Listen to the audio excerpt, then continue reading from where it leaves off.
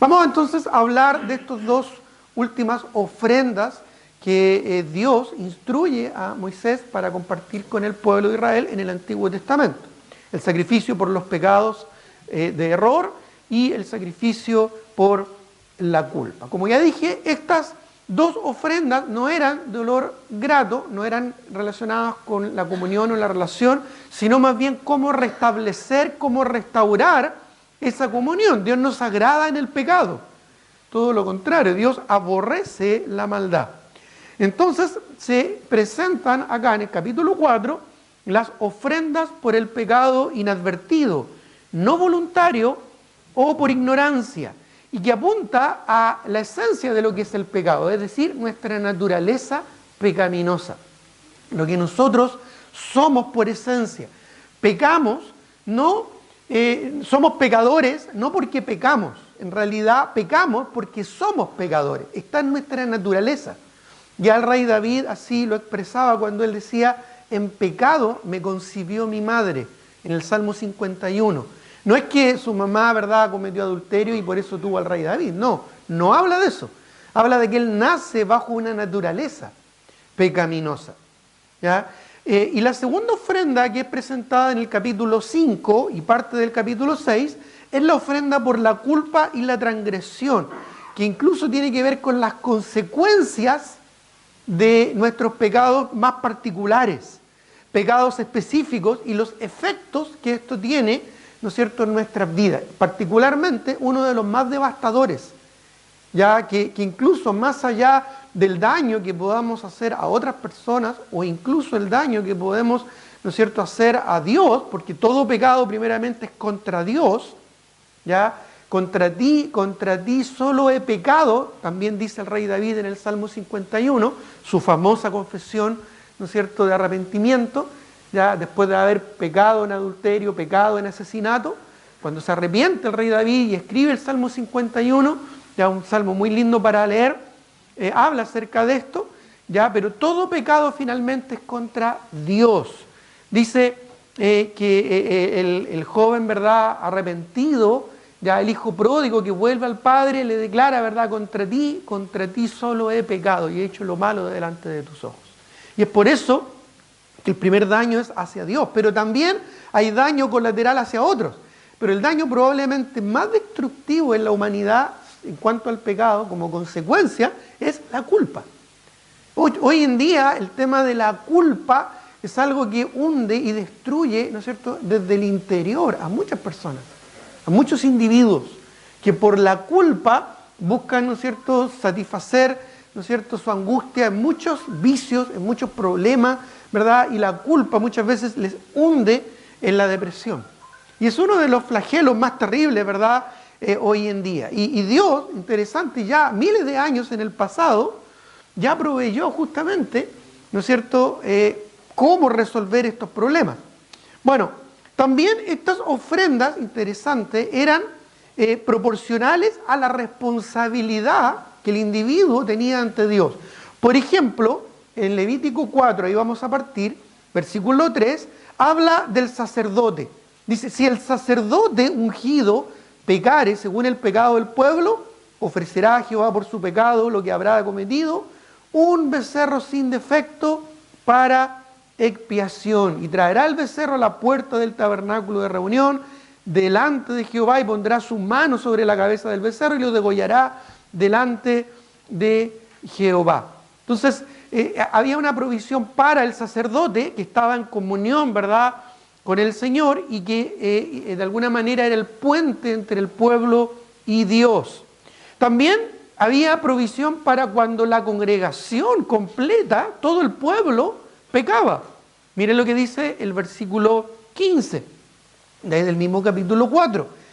El versículo, voy a leer el versículo 13.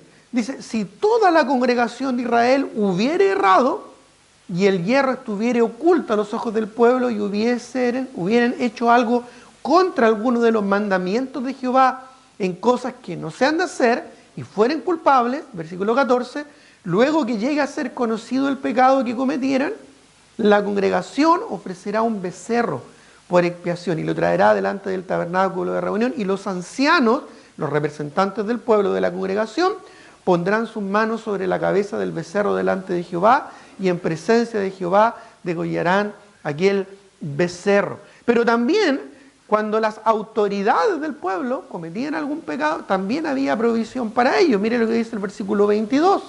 Cuando pecare un jefe, un príncipe o un gobernante, e hiciere por hierro algo contra alguno de todos los mandamientos de Jehová su Dios sobre las cosas que no se han de hacer y pecare, luego que conociere su pecado, o entendiere, ¿verdad?, su maldad que cometió, presentará por su ofrenda un macho cabrío sin defecto. Incluso para el ciudadano común, versículo 27, dice, si alguna persona del pueblo pecare por hierro, haciendo algo contra alguno de los mandamientos de Jehová, en cosas que no se han de hacer y delinquiere, luego que conociere su pecado que cometió, traerá por su ofrenda una cabra sin defecto por su pecado que cometió, y pondrá su mano sobre la cabeza de la ofrenda de la expiación.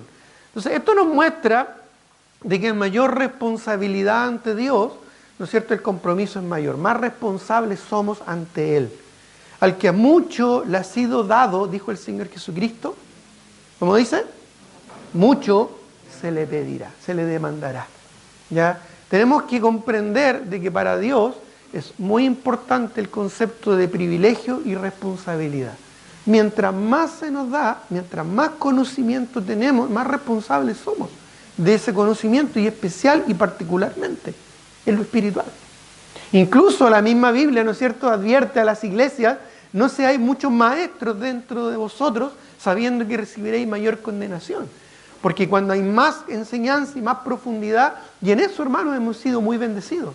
Pero eso significa que también somos más responsables ante Dios. Y vamos a aprender que aunque la ignorancia ya no constituye liberación, la ignorancia, ¿verdad?, no excluye, no excusa, aún así el conocimiento añade más responsabilidad. El sacerdote tenía un rol mucho más cercano con Dios y a él se le exigía más. Por eso también vemos, ¿verdad?, que a los líderes espirituales dentro de las congregaciones se les exige más. Se les llama, ¿verdad?, a vivir vidas irreprensibles y todo lo que nos menciona la Escritura. Pero todos nosotros como creyentes tenemos el privilegio. Y fíjate que esta responsabilidad hoy en día es para todos nosotros. El máximo de responsabilidad que se exigía era para el sacerdote. Y hoy en día, en Cristo, si somos salvos, nosotros somos sacerdotes. Nosotros, ¿verdad?, somos pueblo adquirido por Dios, real sacerdocio, nación santa, para anunciar las virtudes de aquel que nos llamó de las tinieblas a su luz admirable, en Cristo, en lo que teológicamente se llama el sacerdocio del creyente. Por lo tanto, también, ¿verdad?, asumimos mayor responsabilidad. Ahora, estas ofrendas cumplían varios propósitos. Como dije, es imposible resumir en una sola ofrenda todo lo que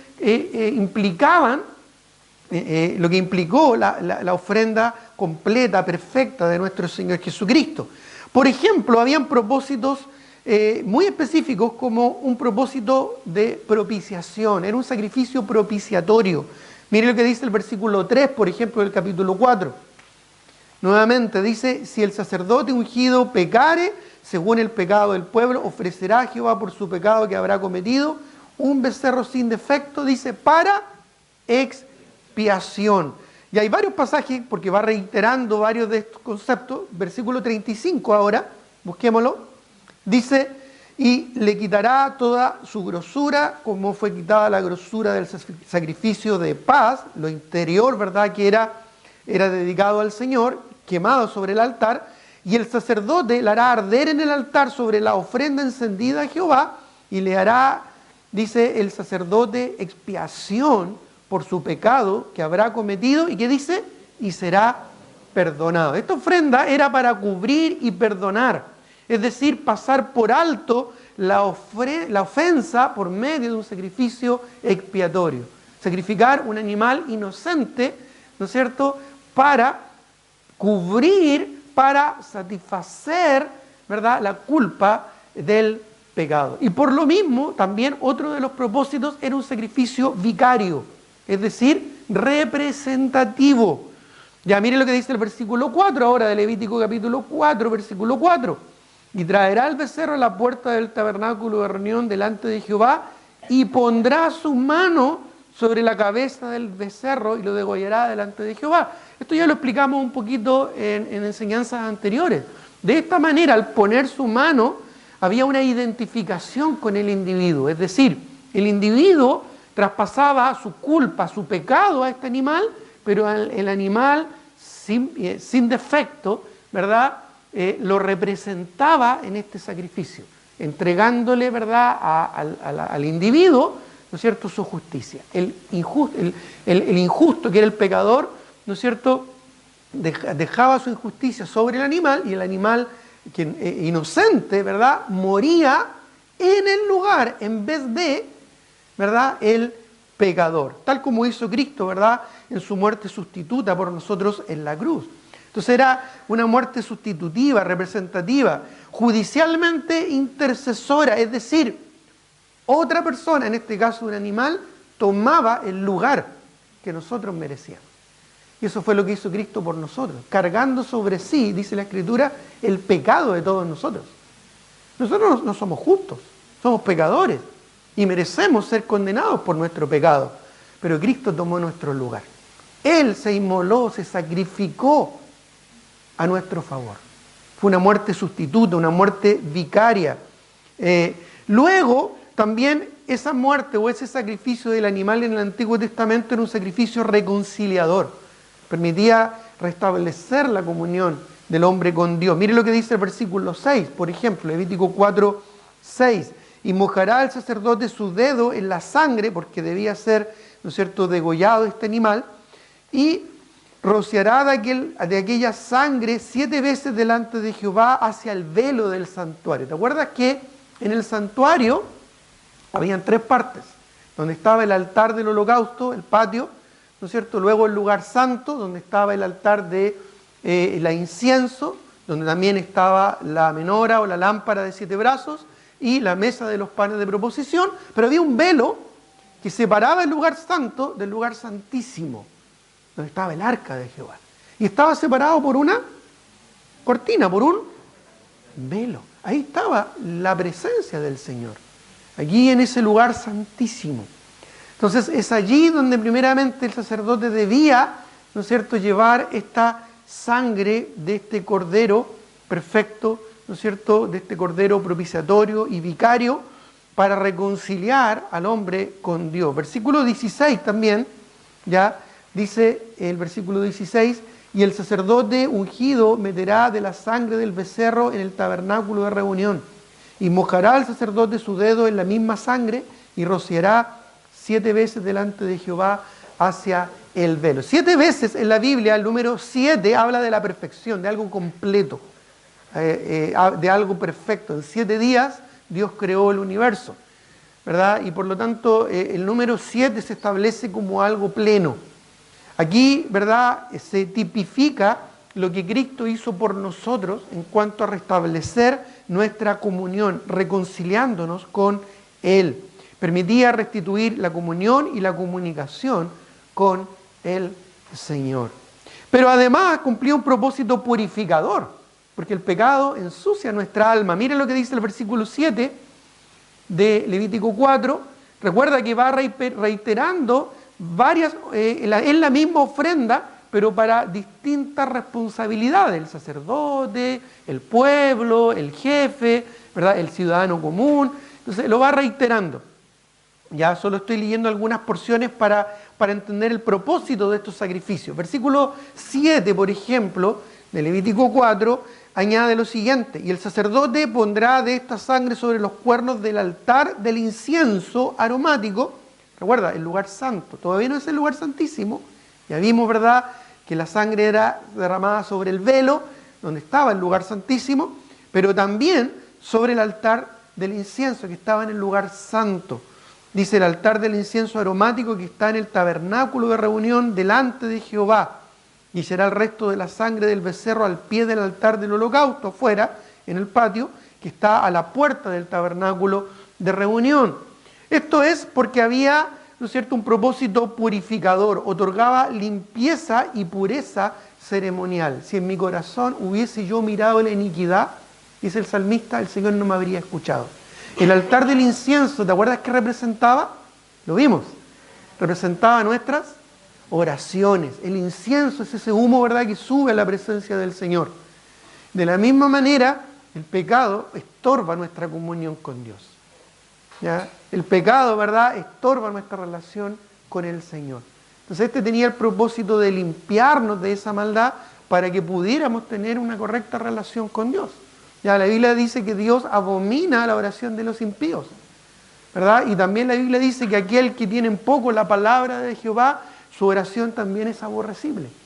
El pecado ha hecho división entre vosotros y vuestro Dios. A veces no tomamos muy en cuenta o muy en serio esto. Vivimos nuestras vidas nomás, pero para Dios es un tema muy serio. Y por eso aquellos que son hijos de Dios lo toman de esta forma. Ahora, Dios entonces no solo cubre y perdona nuestro pecado, no solo Cristo murió en nuestro lugar y nos reconcilia, también nos purifica. Dios nos provee la forma en que podemos arreglar cuentas con Él. Si confesamos nuestros pecados, dice Juan 1:9, Él, Cristo, que murió vicariamente por nosotros, es fiel y justo, ¿para qué? Pero no solo para perdonar nuestros pecados, también para limpiarnos de toda maldad. Dios no solo nos perdona, también nos limpia. Y esto es importante y lo vamos a entender un poquito más adelante, porque el perdón no es suficiente, fíjate. Eso vamos a aprender hoy día, que más allá del perdón el Señor hizo algo más profundo todavía. No es te perdono, también hay una restitución, también hay una expiación, también hay una redención y una limpieza que necesitamos para poder restablecer nuestra comunión con el Señor. Y todo eso lo hizo Cristo, solo que en el Antiguo Testamento estaba diferenciado ya en diversos tipos de sacrificios. Bueno, también había un propósito de adoración, versículo 8 al 10 de Levítico 4. Dice, y tomará del becerro para expiación toda su grosura, la cual cubre los intestinos y la que está sobre las entrañas. Recuerda que eso representaba lo interno. Ya debíamos morir a nosotros para exponer lo interno, la grosura, los intestinos, en lo profundo de nuestro ser. Incluso la Biblia representa nuestras emociones. ¿Ya? En el Antiguo Testamento, eso lo había explicado, el centro de las emociones no era el corazón, eran los intestinos. Es como cuando tú sientes una emoción muy fuerte, no la sientes en el corazón. Si la sintieras en el corazón sería un infarto, ¿no es cierto? ¿Ya? Algo de lo que ya sé como duele. Pero si es en las entrañas, ¿verdad? Es ahí donde uno se aprieta, ¿verdad? Ahí donde están las úlceras, ahí donde está el colon irritable, ahí donde están los problemas, ¿verdad? Ahí donde también se sienten las maripositas, ¿verdad? Cuando estamos enamorados. Bueno, en el Antiguo Testamento, las entrañas representaban lo interno, lo interior del ser, y aún las emociones. Y esto, ¿no es cierto?, era ilustrado, muchos de estos sacrificios eran eso, eran ilustraciones de lo que Dios iba a hacer en forma perfecta con la venida de Cristo, su primera venida. Bueno, ¿qué hará? Estamos en el versículo 8, y tomará del becerro para la expiación de toda la grosura, la que cubre los intestinos, y la que está sobre las entrañas, y los 2 riñones, y la grosura que está sobre ellos, y la que está sobre los ijares, y con los riñones quitará la grosura de sobre el hígado, de la manera que se quita del buey del sacrificio de paz, y el sacerdote la hará arder sobre el altar del holocausto. Ya hay aquí un pequeño repaso, muy pequeño, cuando hablamos del sacrificio de holocausto, que era el primero, que era el sacrificio de consagración. Esto tenía que ver con la consagración al Señor, ¿ya? Y allí debía ser quemado estas grosuras, esta grasa, ¿verdad? Estos intestinos, lo interior debía ser quemado allí, completamente quemado. Pero también nos informa que esto debía ser como el sacrificio de paz. ¿Y te acuerdas cómo era el sacrificio de paz? También hablaba de las entrañas y de la grosura. Pero estas entrañas y esta grosura debía ser puesto ¿dónde? ¿Te acuerdas? Sobre otra ofrenda, la ofrenda del holocausto. Sobre la ofrenda del holocausto de la consagración debía ser puesta la ofrenda de paz. Y de la misma manera la ofrenda del pecado, con su interior, debía ser puesta sobre el holocausto. ¿Ya? Interesante, porque claramente la Biblia nos enseña que estas ofrendas no eran de olor grato a Jehová. Las primeras 3 sí lo eran, Estas ofrendas, por tener que ver con el pecado, no eran agradables al Señor. Sin embargo, cuando se hace lo correcto ante el Señor, ¿no es cierto?, Dios se agrada sobre, ¿no es cierto?, el holocausto, sobre la consagración, sobre, ¿verdad?, aquella ofrenda, ¿no es cierto?, inicial, que era de olor grato a Jehová y que representaba nuestra adoración a nuestro Padre Celestial. Entonces, cuando nosotros realmente nos humillamos, cuando realmente nos sometemos al Señor y le entregamos nuestra vida, ahí Dios se agrada. Y ahí hallamos la paz que Dios nos da en el Señor y con el Señor.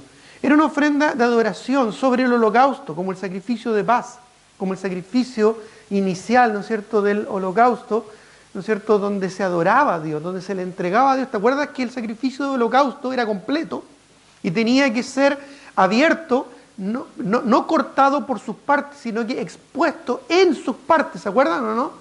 Tenía que ser completamente abierto, completamente expuesto y entregado, consagrado al Señor. Y sobre ese animal expuesto eran puestos, ¿no es cierto?, los interiores de estos sacrificios, ¿no es cierto?, que tenían que ver con el pecado. Y esto es de la misma manera como Cristo cargó sobre sí el pecado de todos nosotros. Lo que nos enseña Isaías 53. Es tremendo, ¿verdad? Tremendo lo que hizo Cristo por nosotros en la cruz. Él, dice la Escritura, se hizo pecado para que nosotros fuésemos hechos justicia delante de Dios en Él. Él, dice la Biblia, cargó sobre sí el pecado de todos nosotros. Se refiere a esta figura, a la figura de cómo el sacerdote tenía que sacar las entrañas, la grosura, lo interior de este animal por el pecado y ponerlo sobre el holocausto. ¿Te fijas? Eso es lo que hizo Cristo. Él se hizo maldición por nosotros, para que nosotros fuésemos hechos justicia de Dios en Él. Y maldición, porque es maldito aquel que es todo aquel que es colgado en un madero. Cristo fue colgado en la cruz y fue hecho maldición por nosotros. ¡Ojo! Él no pecó. Fue tentado en todo según nuestra semejanza, pero sin pecado. Él no hubo pecado en Él. Pero Él, siendo inocente, siendo justo, siendo perfecto, cargó el pecado. Sobre Él fue el pecado de todos nosotros. Fue puesto toda la maldad nuestra sobre Él. Eso es algo increíble, algo tremendo. Fue un acto de adoración soberana. Todo el sacrificio, o sea, toda la grosura, ¿no es cierto?, y los intestinos de este animal sacrificado por el pecado debía ser sobre la base del holocausto, sobre la base de esta consagración total.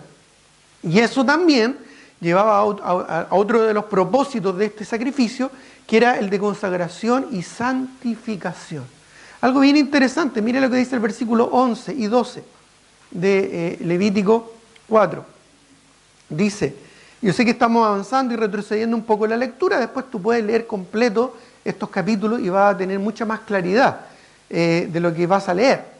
Dice el versículo 11, y la piel del becerro y toda su carne, con su cabeza, sus piernas, sus intestinos y su estiércol, ya después vamos a ver que esto tiene que ver con la ofrenda que presentaba el sacerdote por sí, por su pecado, ya que es un poco distinto cuando la ofrecía por otra persona. En este caso, le sacaba, ¿no es cierto?, los intestinos, la grosura, para ponerlos sobre el altar del holocausto, y vamos a decirlo así, y el resto, ¿qué es lo que hacía con el resto del animal? Leamos ahora, de versículo 12. En fin, todo el becerro, ya dije, excepto la grosura y los intestinos, sacará, miren lo que dice, y esto no sé si esta frase te hace clic con algo, fuera del campamento, a un lugar limpio. Dice, donde se echan las cenizas y lo queman al fuego sobre la leña, en donde se echan las cenizas será quemado. En el caso de cuando el sacerdote presentaba él ofrenda por el pecado, por su pecado, aparte de la grosura y los intestinos que eran quemados sobre el holocausto, todo el resto tenía que ser quemado ¿dónde? Fuera del campamento. ¿Y por qué esto es importante? Bueno, es bien importante en realidad. Ya es bien importante. ¿Por qué? Porque esto también nos muestra a Cristo. Todos estos detalles, todas estas cosas que vemos allí tienen que ver con Cristo. ¿Dónde murió Cristo? ¿Dónde fue crucificado Cristo? fuera de la ciudad, a las afueras de la ciudad. Fue llevado afuera, ¿no es cierto?, al lugar del anatema para ser quemado. ¿Por qué? Porque de esa manera Él se expuso, ¿verdad?, a la maldad por nosotros. Y de esa manera, ¿no es cierto?, Él saliendo de la ciudad, saliendo del campamento, por lo menos así lo tipificaba en el Antiguo Testamento, ¿verdad?, se estaba llevando el pecado de todos nosotros. Se lo estaba llevando. De su casa estaba sacando el pecado. Es la profecía que se cumple cuando Juan el Bautista declara de Cristo: he aquí el Cordero de Dios que quita el pecado. Y esto es importante, lo vamos a entender un poquito más adelante, y es bien interesante porque en el Antiguo Testamento, ya, si bien Dios proveyó para perdón de pecados, Dios no quitó el pecado, solo lo cubrió. Dios pasó por alto el pecado en ignorancia de toda la nación y de todos los pueblos en el Antiguo Testamento hasta Cristo. Porque Cristo vino a quitar el pecado del mundo, a sacarlo, ¿no es cierto?, fuera. Y por eso Cristo tuvo que morir fuera de la ciudad, para no contaminar la ciudad. Porque Él cargó sobre sí y se hizo maldición por el pecado. Así es que esto es bien interesante, ¿verdad? De hecho, miren lo que dice Hebreos 13, solo ahora vamos a adelantar un poquito, Hebreos capítulo 13, Hebreos 13 del 11 al 16. Hebreos 13 del 11 al 16, dice aquí la palabra del Señor. Porque los cuerpos de aquellos animales, está haciendo referencia a lo que estamos estudiando ahora del Antiguo Testamento, cuya sangre a causa del pecado es introducida en el santuario por el sumo sacerdote, son quemados, dice, fuera del campamento. Por lo cual también Jesús, para santificar al pueblo mediante su propia sangre, padeció fuera de la puerta. Incluso también hace un llamado a nosotros que somos sus seguidores. Salgamos, dice, pues a Él fuera del campamento. Es interesante llevando su vituperio. También vamos a ver más adelante que esto incluso tiene que ver con el discipulado, de morir a uno mismo para ser un seguidor de Cristo. ¿Ya? Por eso es que la Biblia nos enseña en Lucas 14, ¿no es cierto?, de llevar nuestra cruz cada día y seguirle. Llevar nuestra cruz, a propósito, no es llevar un problema o cargar con una situación difícil en la vida, como algunos dicen. ¿No es cierto? No, yo llevo mi cruz. O algunos se refieren incluso a otros como: no, esta es mi cruz. No, no es eso. Llevar la cruz en la Escritura tiene que ver con morir. Y morir de una forma cruel, cruenta. Eso era llevar la cruz, ¿no es cierto? Y eso es lo que el Señor nos demanda a todo discípulo de Cristo. Llevar su cruz cada día y, dice, seguirlo. Bueno, acá entonces nosotros vemos, voy a seguir leyendo para seguir entendiendo un poquito más. Dice el versículo 13, salgamos pues a Él fuera del campamento llevando su vituperio, porque no tenemos aquí ciudad permanente, sino que buscamos la porvenir. Así que ofrezcamos siempre a Dios por medio de Él sacrificio de alabanza, es decir, fruto de labios que confiesan su nombre. Y de hacer bien y de la ayuda mutua no os olvidéis, porque de tales sacrificios se agrada Dios. Bueno, ahora, siempre en estos sacrificios vemos tres elementos involucrados. ¿Ya? En estos sacrificios que hemos visto hasta ahora, el sacrificio por el pecado y el sacrificio por la culpa, y ya siempre hay tres elementos involucrados. El primero es la sangre, luego la grosura o los intestinos, lo interior, ya lo explicamos, y luego la carne y la piel o el resto del animal, que también ya lo hemos explicado en cuanto a sus propósitos. Pero es interesante notar que estos tres elementos son bien importantes. La sangre, ¿dónde era derramada? En el velo, ¿te acuerdas? Hablando de nuestra comunión directa con Dios, de este libre acceso que hoy en día en Cristo tenemos para entrar a la presencia celestial. Dice Hebreos, acerquémonos pues confiadamente al trono de la gracia. Por Cristo, ¿verdad?, que abrió el velo para nosotros. ¿Te acuerdas cuando Cristo murió en la cruz? ¿Qué pasó con el velo? Se rasgó, se abrió. Y se abrió de arriba a abajo, porque de esa manera, ¿no es cierto?, fue desde arriba hasta abajo, abierto, roto por Dios. No fue de abajo hacia arriba. No fue que el hombre logró acceso al Padre. Fue de arriba hacia abajo, para demostrar que era Dios quien por la sangre de Cristo abría un camino nuevo para tener una relación personal con Dios. Así tú puedes tener una relación personal con Dios, no religiosa, no mística, no extraña, sino que real, a través de la persona de Jesucristo. De eso se trata la salvación. Pero la sangre además sería derramada sobre el altar del incienso, que tenía que ver con la oración y nuestra relación cercana e íntima a Dios, y también debía ser derramado el resto de la sangre a los pies del altar del holocausto, que tiene que ver con nuestra adoración. El altar siempre representaba eso, la consagración y la adoración a Dios. Ahí donde era expuesto completo el animal del holocausto, ¿no es cierto?, para ser consagrado al Señor. Entonces siempre vemos la sangre y también vemos la grosura, que ya dijimos, tiene que ver con la consagración interna que agrada a Dios, nuestro ser interno.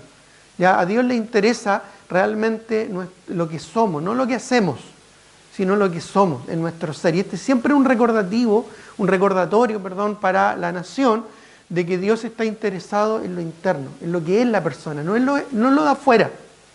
Ya, lamentablemente, los líderes de la nación de Israel, ¿no es cierto?, erraron el camino porque finalmente llegaron a poner énfasis en lo externo y no en lo interno, siendo que Dios le había dado un elemento muy pedagógico, muy instructivo, para que ellos no se olvidaran que lo importante para Dios era lo interno, no lo externo. En lo externo podemos ser de una manera, actuar de una manera, vernos de una manera, pero lo interno, si no hay consecuencia lo uno con lo otro, ahí es donde, ¿verdad?, cometemos el mismo pecado que la nación de Israel de la hipocresía. Sepulcros blanqueados por fuera, le gritaba el Señor Jesucristo en su cara, que por fuera está muy bien pintado, muy lindo, muy adornado, pero por dentro están llenos de pudrición. Fuertes las palabras que el Señor Jesucristo les dedicó, ¿verdad?, a los líderes religiosos de su tiempo, porque ellos habían dejado de poner atención ¿en qué? En lo interno, en la grosura. Se habían enfocado solo en el cumplimiento externo. Y llegaron incluso a estas mismas ceremonias a hacerlas por cumplir.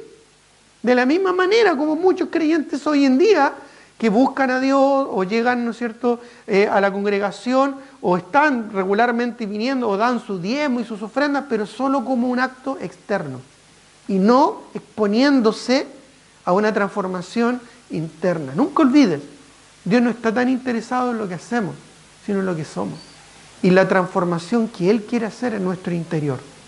Bueno, luego también ya mencioné la sangre, la grosura y la carne, que es la santificación sacrificial a Dios, ¿verdad? Mira lo que dice, ahora volvamos al libro de Hebreos, ya explicamos que Hebreos está conectado directamente con Levítico. Es imposible entender el libro de Hebreos si primero no entiendes el libro de Levítico, ¿ya? Y sus sacrificios y los detalles que allí tenemos. Pero en el libro de Hebreos, ¿no es cierto?, como si es que entendiéramos bien el Antiguo Testamento, se nos presentan varias relaciones, ya varios aspectos. Yo ya dije, ya lo expliqué, ¿no es cierto? Yo sostengo que para entender bien el Nuevo Testamento, primero es bueno entender el Antiguo Testamento y ver toda esta serie de tipos, de simbología y de enseñanza pedagógica que el Señor nos dejó en las maneras que Dios ordenó, ¿no es cierto?, a la nación de Israel cómo tenían que hacer las cosas. ¿Ya? Y cuando uno lee Hebreos, va a entender más en profundidad, conociendo un poquito o habiendo leído, ¿no es cierto?, del Pentateuco, por lo menos del libro de Levítico. ¿Ya? De hecho, por eso el autor de Hebreos declara, ¿no es cierto?, acerca de esto, tenemos mucho que decir y difícil de explicar por cuantos habéis hecho dardos para oír. Probablemente ellos no estaban muy preocupados de entender, ¿no es cierto?, del Antiguo Testamento lo que necesitaban entender. Ahora, con lo que hemos explicado hasta ahora, muchas cosas van a calzar y van a tener sentido. En Hebreos capítulo 10, ¿verdad? Hebreos capítulo 10, versículos 19 al 22, Hebreos 10, 19, dice: así que, hermanos, teniendo libertad para entrar en el lugar santísimo. ¿Por qué? Ya lo vimos, ¿verdad? Ya sabemos ya cómo era tipificado esto en el Antiguo Testamento. Por la sangre de Jesucristo. Cada detalle, recuerda, en el Antiguo Testamento representa, apunta, ilustra a Cristo, el sacrificio perfecto de Cristo. Dice, tenemos libre acceso, tenemos entrada al lugar santísimo, ni siquiera solo al lugar santo, al lugar santísimo, es decir, la misma presencia de Dios. Y claramente aquí lo dice, por la sangre de Cristo. Los que leían el libro de Hebreos le hacía clic, entendían esto porque sabían cómo funcionaban los sacrificios del Antiguo Testamento. Es más, dice el versículo 20, por el camino nuevo y vivo que nos abrió a través del velo. Esto es de su carne. ¿Te das cuenta? Entonces, todas estas cosas que hemos estado viendo tienen su analogía en el Nuevo Testamento. ¿Ya? Y vamos a seguir leyendo. Estamos leyendo Hebreos 10, del 19 al 22. Vamos a leer. Dice, y teniendo un gran sacerdote sobre la casa de Dios, acerquémonos con corazón sincero, en plena certidumbre de fe, purificados los corazones de mala conciencia, en la culpa, ¿no es cierto?, y lavados los cuerpos con agua pura. El problema del pecado y de la culpa eran resueltos en el Antiguo Testamento de forma temporal. Pero cuando llegó Cristo y murió en la cruz, se resolvió de manera completa, perfecta.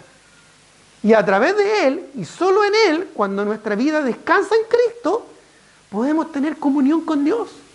Podemos tener una relación cercana, personal y real con Dios. No algo religioso, no algo místico, no algo extraño o lejano. No, una relación cercana, una relación personal con Dios a través de Cristo. ¿Te das cuenta cómo encaja? ¿Te das cuenta cómo, verdad, Dios, a través de estos símiles, de estas ilustraciones, de estos tipos del Antiguo Testamento, lo hizo así para apuntar a Cristo? Cada vez que leamos el libro de Levítico y pensemos, oye, qué complicado todo este sistema, qué complejo. Bueno, lo es porque la profundidad, la simbología que representa todo lo que hizo Cristo por nosotros en la cruz del Calvario. Como ya dije, es imposible en un solo sacrificio, en un solo detalle, en un solo animal, explicar todo lo que hizo Cristo o entender todo lo que hizo Cristo por nosotros en la cruz del Calvario. Por eso, aquí vemos tantos detalles y tantas, ¿no es cierto?, formas del Antiguo Testamento. Así que ahora cuando vuelvas a leer, disfruta un poco más todos estos detalles, entendiendo cómo estos detalles se relacionan con la persona de Cristo. Pero lo que es también muy interesante, ya en todo esto, es que esto tiene que ver, como ya expliqué, como ya mencioné, con el discipulado. En Lucas 14, ya solo para, no es necesario si no llegas ahí, solo pon atención, cuando habla acerca del discipulado, ¿no es cierto?, apunta justamente a este sacrificio. Ya en Lucas 14, voy a leer el versículo 25 en adelante, ya Lucas 14 dice, grandes multitudes iban con él y volviéndose les dijo, si alguno viene a mí y no aborrece a su padre y madre y mujer e hijos y hermanos y hermanas y aún también su propia vida, no puede ser mi discípulo. ¿Cómo esto de aborrecer? Bueno, más bien tiene que ver con amar a Dios más que a lo que amamos a nosotros mismos y a aquellos que están a nuestro entorno. Tiene que ver con un amor más grande. Cristo dijo, ¿verdad?, que debemos amar a Dios por sobre todas las cosas. Y el mandamiento en el Antiguo Testamento era ese. ¿No es cierto? Que debemos amar a Dios con toda nuestra fuerza, con toda nuestra mente, con toda nuestra alma. Debemos amar a Dios por sobre todo y por sobre todos. ¿Y eso en qué se manifiesta o en qué se refleja? Aún por sobre nuestro amor propio, amor a nosotros mismos. Dice, no puede ser mi discípulo, versículo 27. Y el que no lleva su cruz, ya le expliqué de qué se trata eso, morir a uno mismo, y viene en pos de mí, no puede ser mi discípulo. ¿Venir a dónde? A su propia muerte, fuera del campamento, donde fue, ¿no es cierto?, sacrificado Cristo. ¿Qué significa eso? Bueno, es lo que dijo el apóstol Pablo, allá en Gálatas 2:20.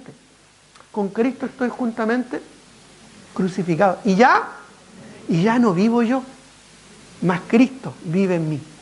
Y lo que ahora vivo en este cuerpo, en esta carne, lo vivo en la fe del Hijo de Dios, el cual me amó y se entregó a sí mismo por mí. Es vivir para Cristo y vivir por Cristo y vivir en Él.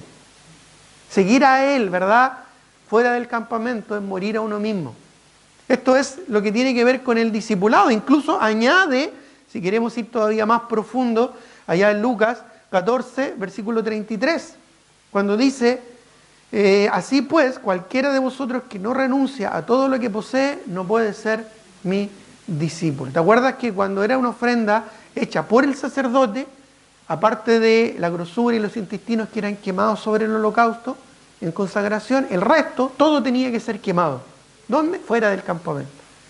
Si uno no renuncia a todo lo que posee, no puede ser mi discípulo. Para ser un discípulo hay que seguir el ejemplo de Cristo. Y eso lo ilustró, ¿no es cierto?, en el Antiguo Testamento de esa manera. Así que ahora, cuando hables del discipulado, ya sabes ya que desde el Antiguo Testamento hay figuras del discipulado, ¿no es cierto?, que se pueden aplicar a nuestra vida. Bueno, es interesante. Ahora, la ofrenda, como dije, que ofrecía el sacerdote por sí mismo, debía ser completamente quemada. Quiero ratificar esto, en Levítico capítulo 6, busquémoslo, volvamos a nuestro texto. No pierdas el libro de Levítico. Si vamos a otros pasajes y no alcanzas a llegar, pon atención, pero no pierdas allá el libro de Levítico, márcalo de alguna manera. En Levítico 6:23, por ejemplo, haciendo un resumen de estas ofrendas, dice: toda ofrenda de sacerdote será enteramente quemada, no se comerá. ¿Ya? Era diferente cuando una persona del pueblo o un jefe o alguien más le traía una ofrenda por sí. El sacerdote tenía otro procedimiento que ya lo vamos a ver un momentito más, pero cuando el sacerdote llevaba una ofrenda por sí mismo, por su propio pecado, todo debía ser quemado. Era una consagración total, era un discipulado, ¿no es cierto?, sacrificial. ¿Ya? Y nosotros, hoy en día, recuérdalo, nosotros somos, hoy en día, y eso lo vimos en enseñanzas pasadas, somos un sacerdocio santo, somos sacerdotes. También, ¿te acuerdas? Somos tabernáculo. Somos, ¿verdad?, la morada de Dios en el Espíritu. Y también, no solo somos sacerdotes y no solo somos tabernáculo, somos sacrificio vivo, ¿te acuerdas? Romanos 12. Presentar vuestros cuerpos en sacrificio vivo, santo, agradable a Dios. Eso era algo, ¿no es cierto?, tipificado también del Antiguo Testamento. Dios proveyó un tabernáculo, un sacerdocio y un sacrificio para restablecer nuestra comunión con Dios. Hoy en día, Cristo representa eso: tabernáculo, sacrificio y sacerdocio. Pero también nos convierte a nosotros en eso, en Cristo. Tabernáculo, morada de Dios en el Espíritu, sacrificio, ¿no es cierto?, sacrificio vivo, y se me fue el otro, tabernáculo, sacrificio y sacerdocio. Sacerdocio santo, ¿no es cierto?, apartado para el Señor. Bueno, es interesante esto ya de que debía ser completamente quemada. Como dije, pero si el sacerdote la ofrecía por otro, debía, ¿qué hacer? Debía comer la carne en el patio del santuario como algo muy santo. Miren lo que dice Levítico 6, ya que estamos ahí. Levítico 6, versículo 24. Levítico 6, 24. Si era por otra persona ofrecido ese sacrificio, debía comerse la carne y era algo muy santo. Dice Levítico 6, 24. Y habló Jehová a Moisés diciendo: habla a Aarón y a sus hijos y diles: esta es la ley del sacrificio expiatorio. En el lugar donde se degüella el holocausto será degollada la ofrenda por el pecado delante de Jehová. Es cosa santísima. El sacerdote que la ofreciere por el pecado, en este caso de otra persona, dice, la comerá en el lugar santo. Será comida en el atrio del tabernáculo de reunión. Todo lo que tocare su carne será santificado. Nota por favor cuántas veces insiste en lo santo, que es esto, y en cómo esto santifica al sacerdote. Dice, todo lo que tocare su carne será santificado. Y si salpicare su sangre sobre el vestido, lavarás aquella sobre la cual cayere el lugar santo. Y la vasija de barro en que fuere cocida será quebrada, y si fuere cocida en vasija de bronce será fregada y lavada con agua. Todo varón de entre los sacerdotes la comerá, es cosa santísima. Mas no se comerá ninguna ofrenda de cuya sangre se metiere en el tabernáculo de reunión para hacer expiación en el santuario, el fuego será quemada. Eso se refiere a cuando el mismo sacerdote tenía que ofrecer la ofrenda por sí mismo. ¿Ya? Y es interesante porque esto es tipo de nuestra propia santificación. Miren lo que dice, vamos ahora a Juan capítulo 6, versículo 47. Juan capítulo 6, versículo 47. Algo que algunos judíos en los tiempos de Cristo no entendían. Y la entendían como una palabra muy compleja, muy dura. En Lucas capítulo 6, versículo 47. ¿Lo tienes? Juan, perdón, dije Lucas, no, es Juan. Juan 6, 47 dice, de cierto, el que cree en mí tiene vida eterna. Yo soy el pan de vida. Ya hablamos acerca de esto del pan, ¿te acuerdas? Pan sin levadura.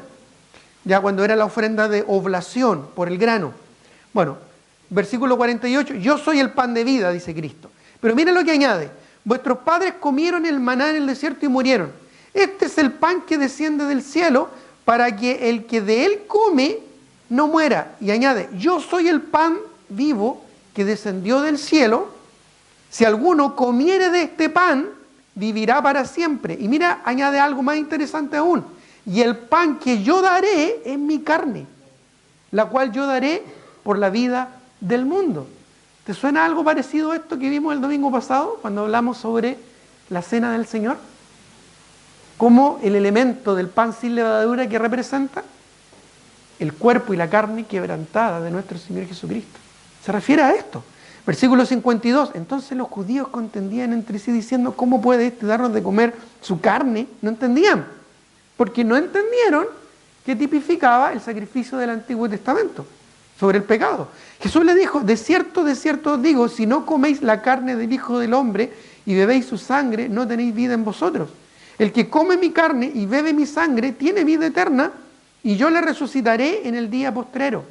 Porque mi carne es verdadera comida y mi sangre es verdadera bebida. El que come mi carne y bebe mi sangre, en mí permanece y yo en él.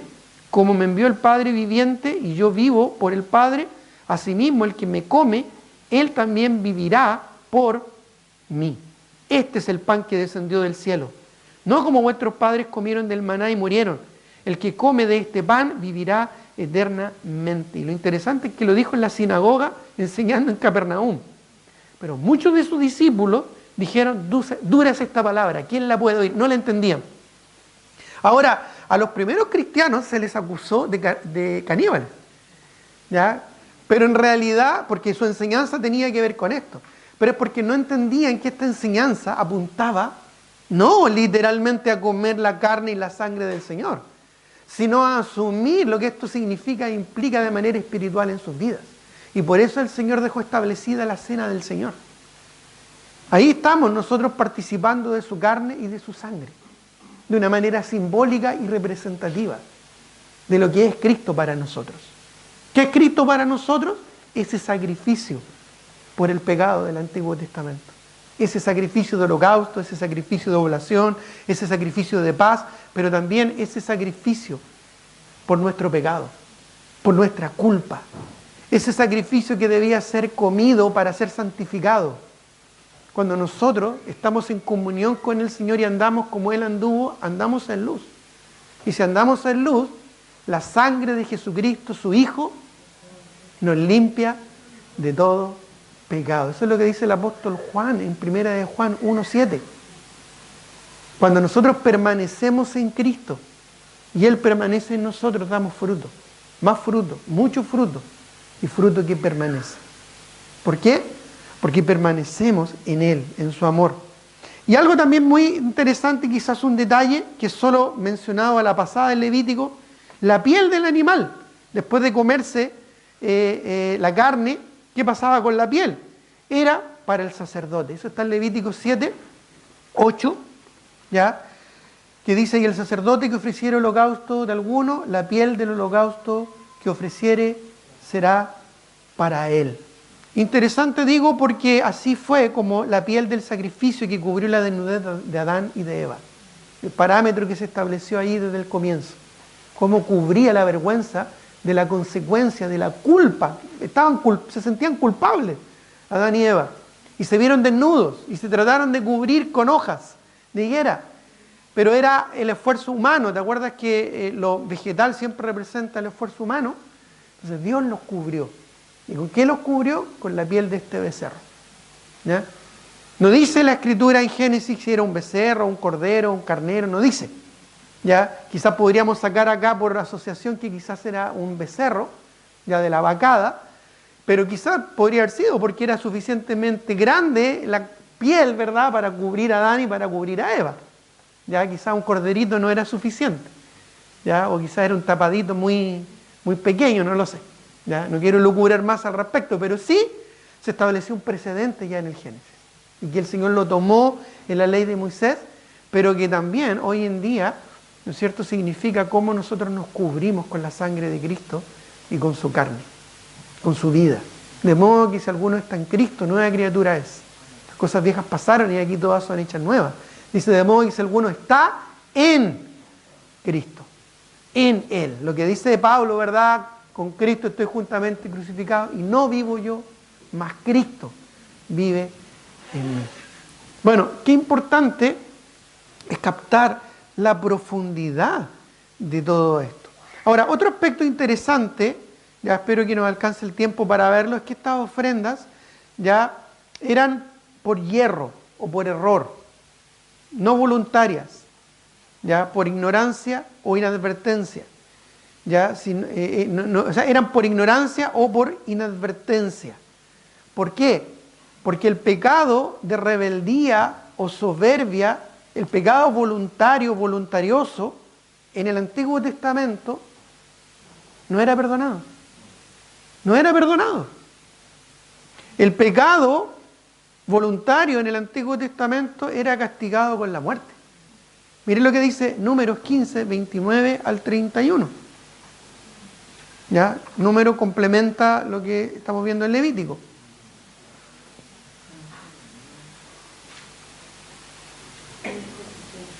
Números 15, 29 al 31. ¿Lo tienen? Dice,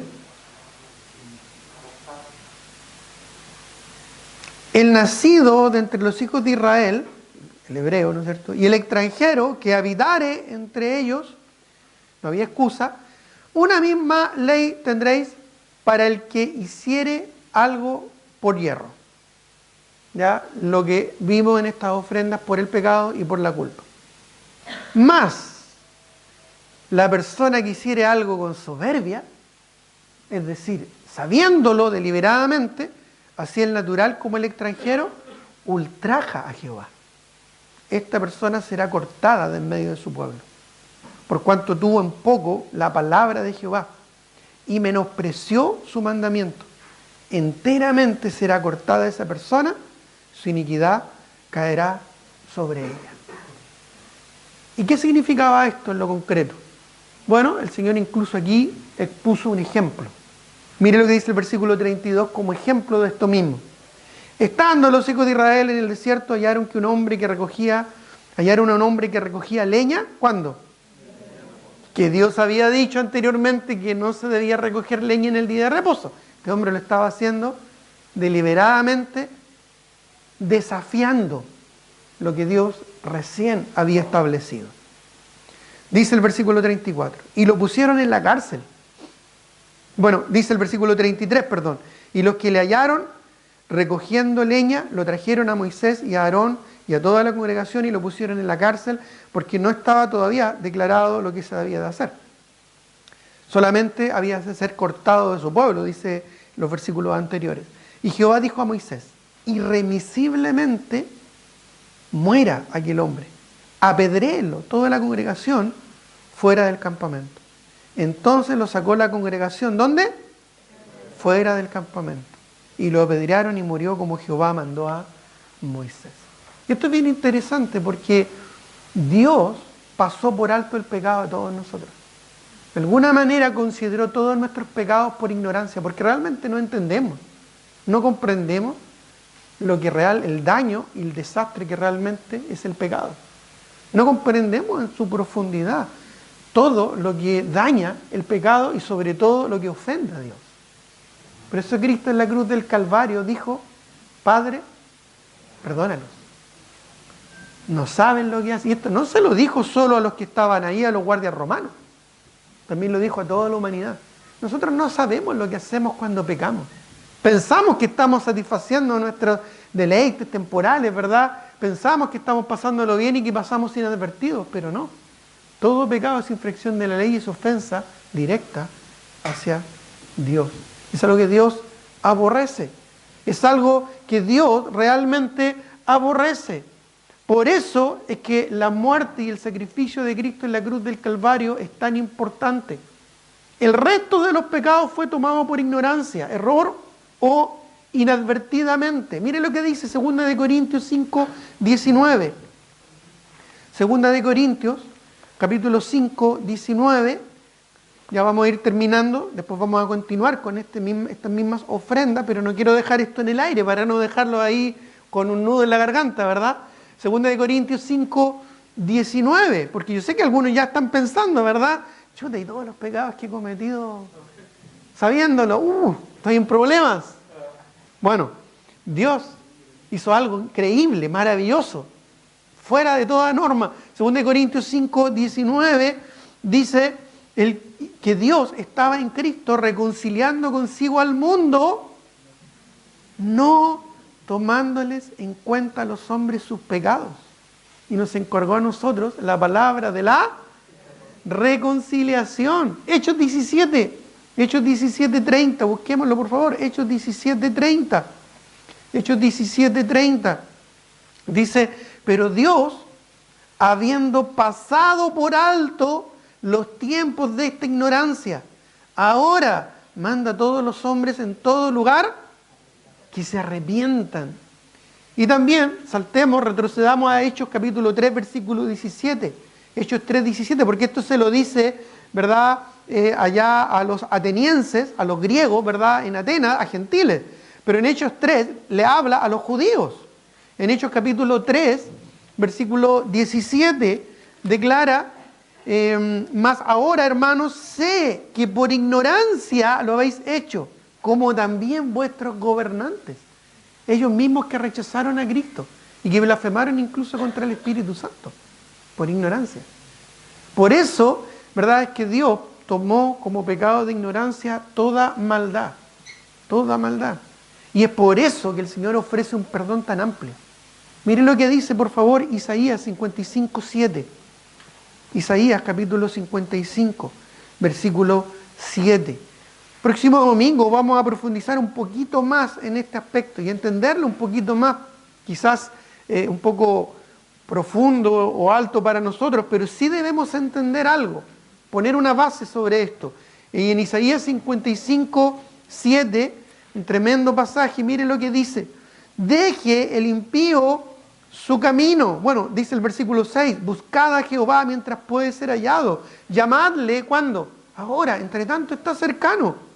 Deje el impío su camino y el hombre inicuo sus pensamientos y vuélvase a Jehová, el cual tendrá de él misericordia, al Dios nuestro, y mire lo que añade, el cual será amplio en perdonar. Amplio en perdonar.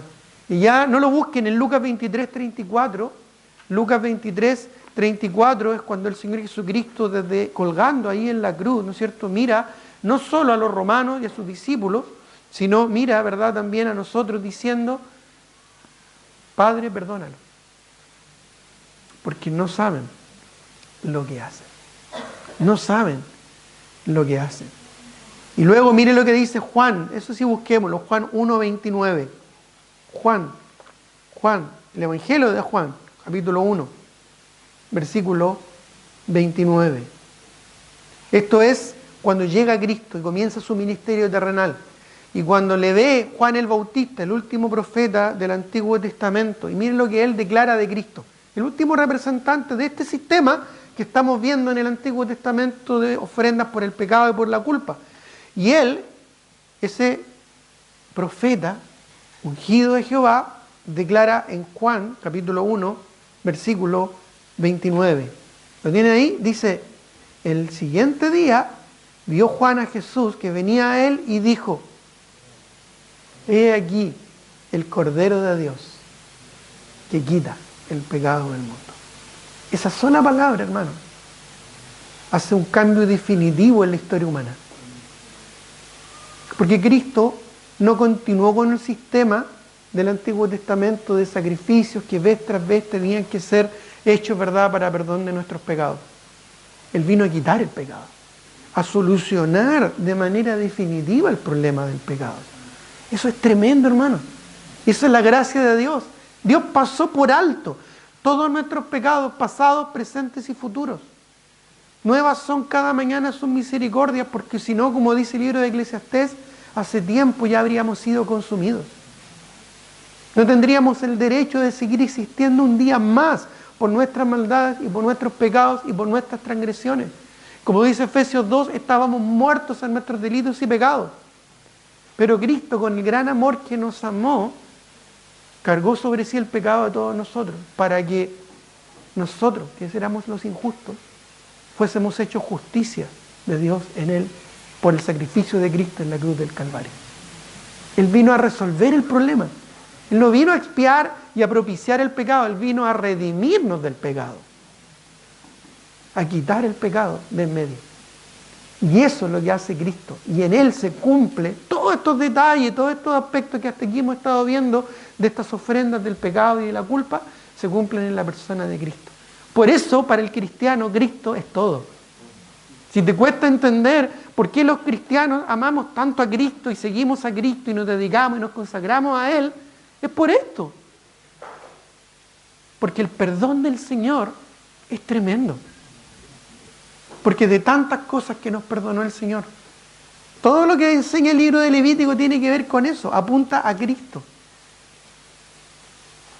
Y es por eso, hermanos, que debemos ser agradecidos y buscar a Él y santificarnos en Él, cubrirnos con Él, comer de su carne y ser santificados, es decir, estar en comunión con Él. Eso es lo que significa comer de su carne, si no lo entendiste. Estar en comunión con Él, andar en luz, como Él está en luz, para que su sangre nos limpie de todo pecado. Por eso el Señor te ofrece mantener las cuentas claras y al día con Él. El que encubre sus pecados no prosperará, mas el que los confiese y se aparta alcanzará misericordia. ¿Por qué?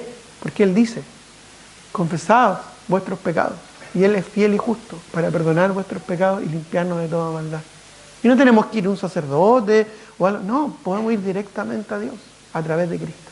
Él es nuestro sumo sacerdote.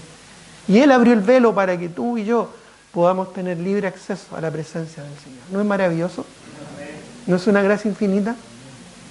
Ese es el perdón como Dios lo ve, no como nosotros lo vemos, como Dios lo ve. Más complejo quizás que lo que nosotros pensamos, pero es como Dios ve y como Dios proveyó para resolver el problema del pecado. Vamos a orar, hermanos.